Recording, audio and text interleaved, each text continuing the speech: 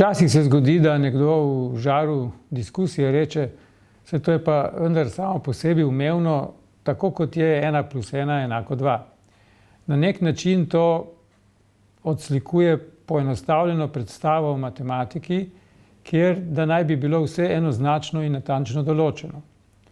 Po drugi strani pa nam iz Amerike prihajajo prispevki v strokovni literaturi, kjer piše, da je treba spodnesti matematične temelje znanosti, ki da so binarni in zato nefluidni, kar ni v redu.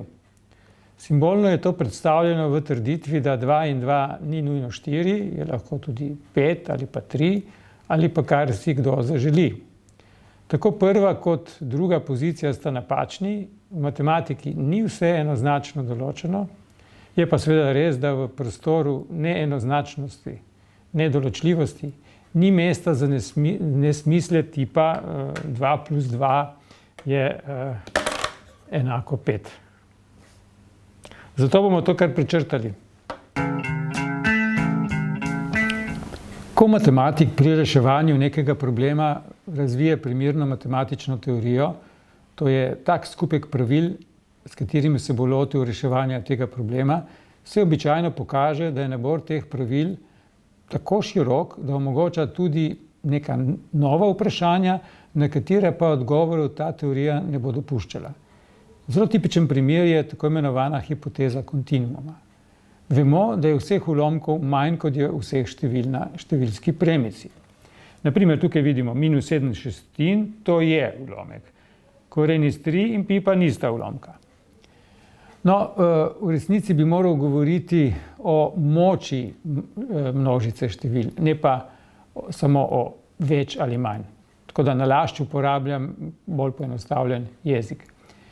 No, o čem govori hipoteza kontinuuma? O tem, da ni mogoče na podlagi sprejetih pravil odgovoriti na vprašanje, ali obstaja kakšna številska množica, ki je večja od vseh ulomkov in obenem manjša od vseh števil na številski premici.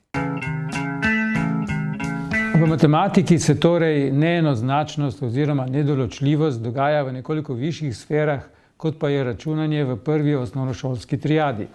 Zato je treba razumeti sintagmo 2 + 2 ni nujno 4, zgolj kot napad na samo formalno logično podstat matematike.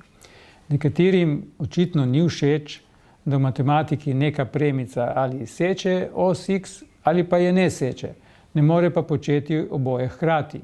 In ni jim tudi všeč, da ena polovica je ulomek, koren iz 2 pa ni ulomek. Koren iz 2 res ni ulomek. O tem se lahko prepričate na mnogo načinov. Eden od teh je preprosto ta, da ne obstaja ta dve naravni števili, katerih kvadrata sta v razmerju 1:2. Skratka, binarnost je vgrajena v sam naš genom, zato mi ni jasno, zakaj je tako moteča. Človek ali ima službo ali pa je brezposeln. In človek ali je cepljen s cepivom proti covidu ali pa s tem cepivom ni cepljen. Življenje v skupnosti si človek sistemsko ureja preko nabora pravil, ki določajo osnovne obrise delovanja te skupnosti. Zato imamo pravilnike, imamo zakone, imamo ustavo. Iz formalno-logičnega stališča gre za trditve, ki so običajno zapisane v obliki tako imenovanih implikacij. Če A, potem B, če pogoj A, potem se zgodi B.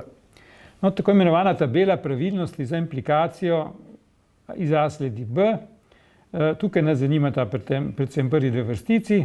Če je pogoj A izpolnjen, pa se B ne zgodi, potem ta implikacija je nepravilna.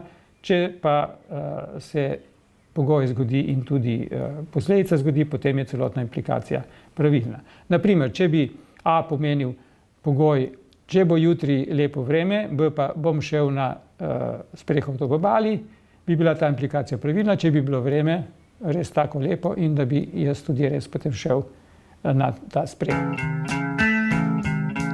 Zdaj, pravila, ki sem jih prej omenil, so praviloma dveh vrst. Ena se ne spreminjajo in predstavljajo stabilnost življenja v skupnosti, to so neke vrste konstante. Tipična primera sta Božja zapoved ne ubijaj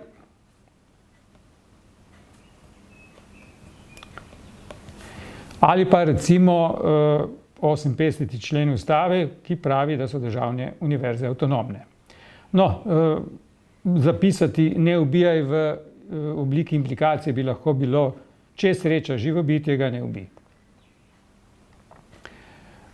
Druga vrsta pravil je podvržena občasnim spremembam in zrcali neke vrste reformno plat sistema.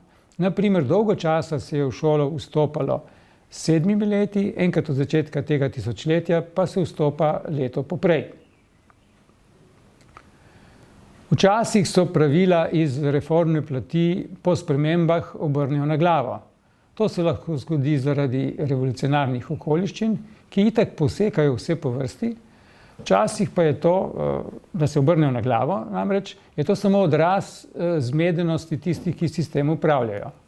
Na primer, pred približno 20 leti sta javni univerzi, tedanji Univerza v Ljubljani in Mariboru, imeli v habilitacijskih pravilih zapisano, da samo redni profesor je lahko mentor doktorskemu študentu.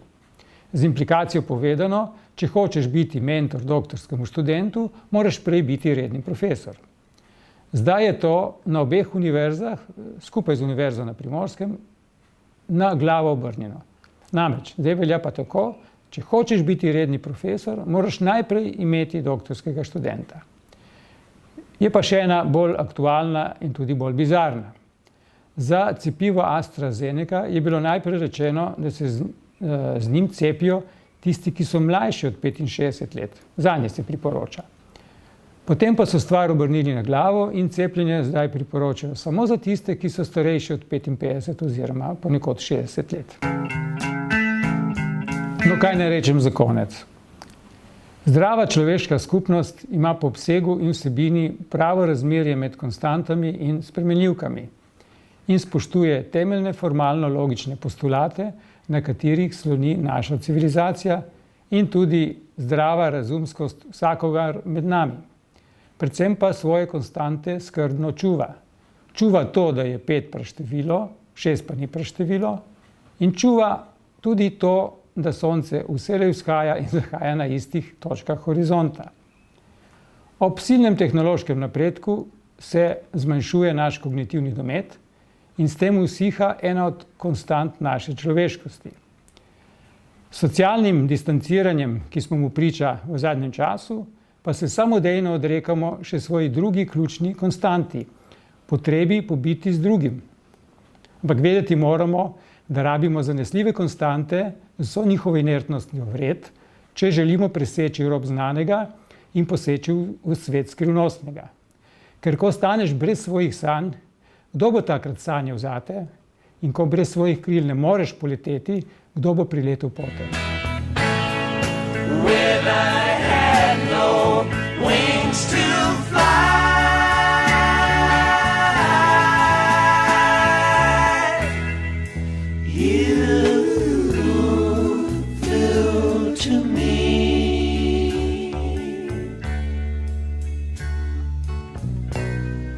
You feel